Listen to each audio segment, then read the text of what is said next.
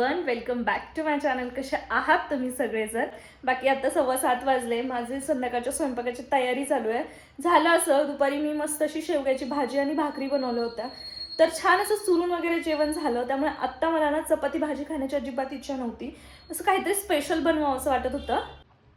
तर मग माझ्या डोक्यात आलं बिर्याणी किंवा मग पुलाव बनवावं. व्हेज बिर्याणी, आम्ही व्हेजिटेरियन आहोत त्यामुळे तुम्हाला सांगते की व्हेज बिर्याणी बनवावं असं माझ्या डोक्यात होतं. पण प्रॉब्लेम असा होता की पुलाव व्हेज बिर्याणी हे जरी बनवायचं झालं ना तरी घरामध्ये फ्लावर नव्हता, बीन्स नव्हती, त्यामुळे मग ते मला नसतं बनवता आलं. जरी मी बनवायचं ठरवलं असतं तर मग मला विजेला घेऊन मार्केटला जाऊन त्या सगळ्या गोष्टी घेऊन यावं लागल्या असत्या आणि तिथून पुढे बनवावं लागलं असतं आणि भरपूर लेट होतंय. मग त्या गोष्टी बनवायच्या म्हटल्यावर त्याला वेळसुद्धा लागतो. बिर्याणी म्हटलं तर तिला खूपच वेळ लागतो. म्हटलं चला मग आता ते नाही तर विजयने मला एक ऑप्शन दिलं, म्हणे तू पराठे बनव, बरेच दिवस झाले तू आलू पराठे बनवलेच नाही आणि मला पण खूप जास्त खाण्याची इच्छा झाली, तर मग ते तू बनवून घे. तर म्हटलं ठीक आहे, मी पराठे बनवते. तर पराठ्यांसाठी पण असं झालं होतं, कोथिंबीर संपलेली, बटाटेसुद्धा संपलेले, पण इथे विकायला आलेला एक टेम्पो, सो मी तिकडे गेले, बटाटे घेऊन आले, कोथिंबीर घेऊन आले.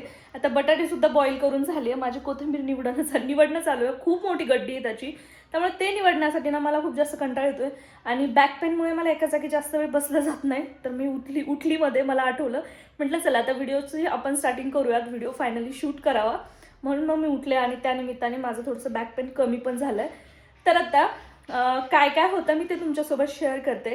तुम्ही चॅनलवर नवीन असाल तर चॅनलला सबस्क्राईब करा. बघू शकता एवढी सर्व कोथिंबीर आहे जी मला निवडायची. अजून ही मला खूप जास्त कंटाळा येतोय आता. आणि तिचे पानं पण ना एवढे वेगवेगळेच पान आहे, जे गुंतागुंत झाली आहे त्याची. सो एवढी निवडून घेते. बटाटेसुद्धा उकडून झाले. ही निवडून झाली की छान पराठ्याचं प्रिपरेशन करते आणि मग नंतर गरम गरम पराठे लाटून घेईल. जेव्हा पण स्वयंपाक करत असते ना तेव्हाच या बॉटलमधलं तेल संपलेलं असतं. खरं तर आज ही बॉटल मी धुवून घेतली सकाळी, त्यामुळे मग मला आता ह्याच्यामध्ये तेल ओतायचंच होतं.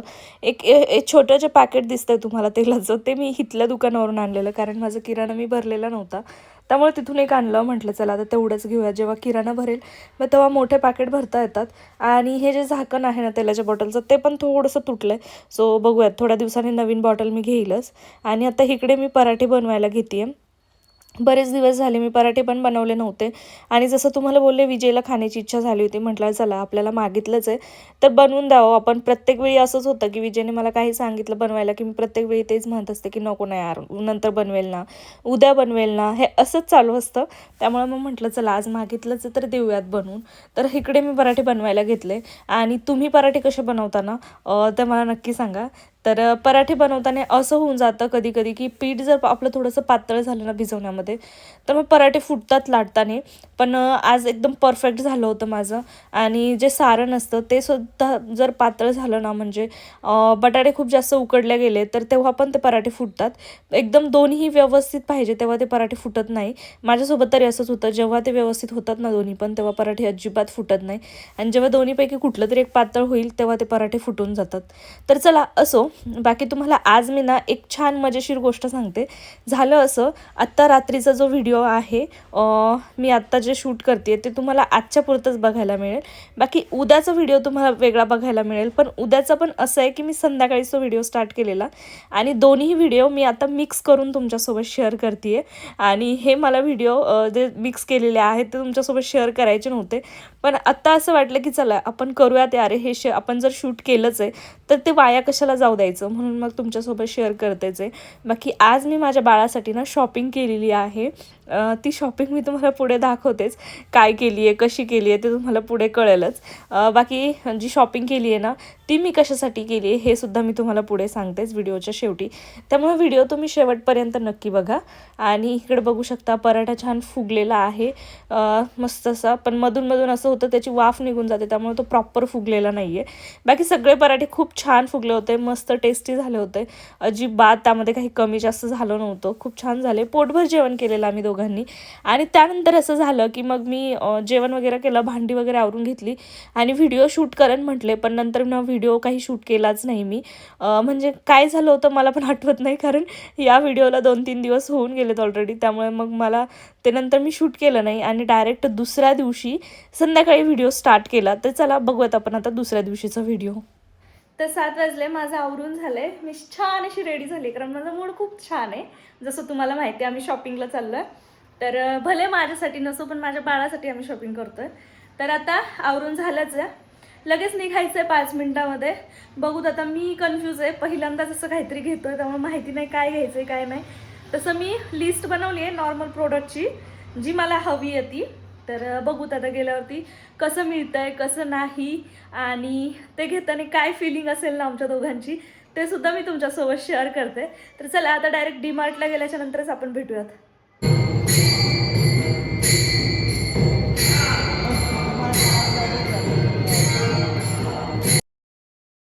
बाकी डीमार्टला जाताना ना मध्येच रस्त्यामध्ये हे मंदिर लागतं जिथे आम्ही नेहमी जात असतो. भैरवनाथाचं मंदिर आहे तिथे. छान कीर्तन चालू होतं त्यामुळे तिथे आम्ही 5-10 मिनटं वेळ घालवला.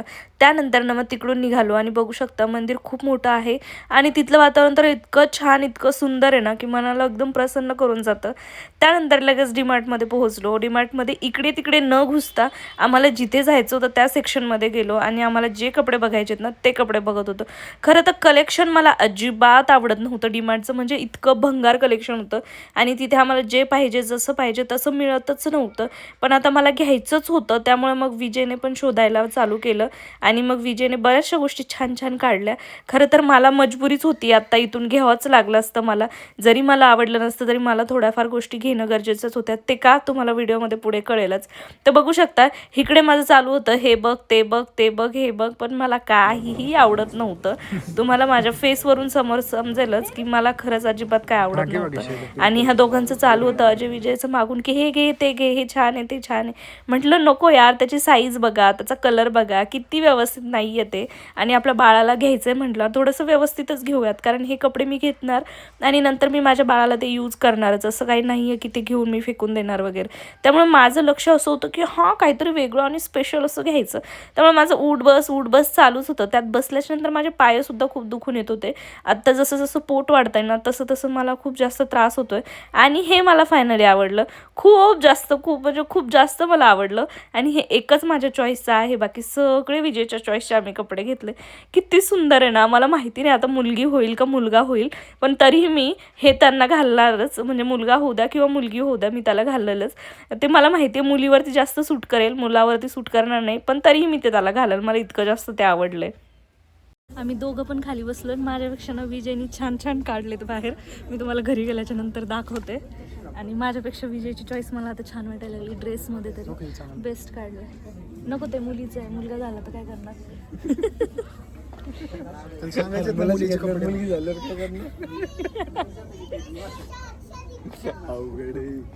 सर्व घेऊन झालं आणि पॉपकॉर्न खाल्ले. पॉपकॉर्न मला 2-4 दिवसापासून खायचे होते म्हणून ते घेतले आणि आम्हाला डीमार्टमध्ये काही व्यवस्थित मिळालं नाही त्यामुळे शॉपमध्ये गेलो एका आणि तिथे हे किट्स बघितल्या.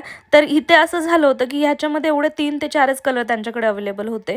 मग म्हटलं आता कुठला कलर घ्यायचा तो मग मी एक कलर कुठला तरी चूज केला आहे. त्यामुळे तुम्हाला ते घरी गेल्यावरती बघायला मिळेलच. त्यानंतर मग त्या शॉपमध्ये आम्ही इथे काही टॉवेल्स वगैरे बघत होतो आणि तिथे पण बराच वेळ गेला आमचा. तिथे असं होत होतं की मला आवडत नव्हतं आणि जे आवडत होतं त्याच्यामध्ये त्यांच्याकडे एक तर पॅटर्न चेंज असायचा किंवा मग कलर असं काहीतरी वेगळं गोंधळ होत होता. पण तरी आम्ही तिथे 2 वस्तू घेतल्याच कारण मला ते घेणं गरजेच्या होत्या जसं मी तुम्हाला बोलले तसंच. मग तिथून ते सगळं घेतलं. तिथे सुद्धा बिलिंग केलं आणि घरी जायला खूप जास्त लेट झालं होतं.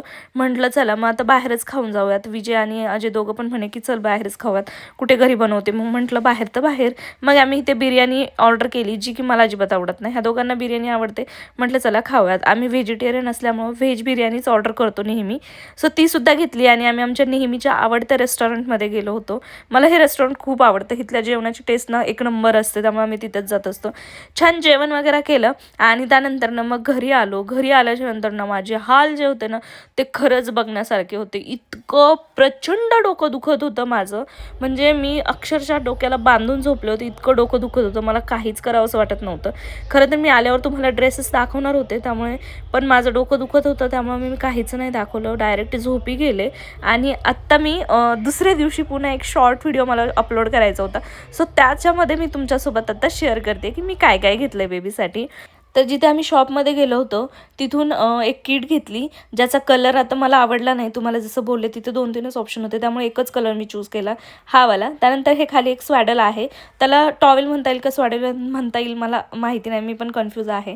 तर चला आत्ता मी तुम्हाला हे सांगून देते की मी हे सगळे कपडे इतक्या लवकर का घेतले किंवा इतक्या लवकर बाळाची शॉपिंग का केली आहे. कारण मला हॉस्पिटल बॅकपॅकिंगचा व्हिडिओ बनवायचा आहे, सो त्यासाठीच मी ह्या सगळ्या गोष्टी केल्यात. आणि अजून थोड्या दिवसांनी मला पूर्णपणे शॉपिंग करून घ्यायचीच आहे, कारण ऑब्वियसली आता 3-3.5 महिनेच राहिलेत माझ्या डिलिव्हरीसाठी, त्यामुळे मला हे ते घ्यावंच लागणार. तर आत्ता एवढंच घेतलं मी.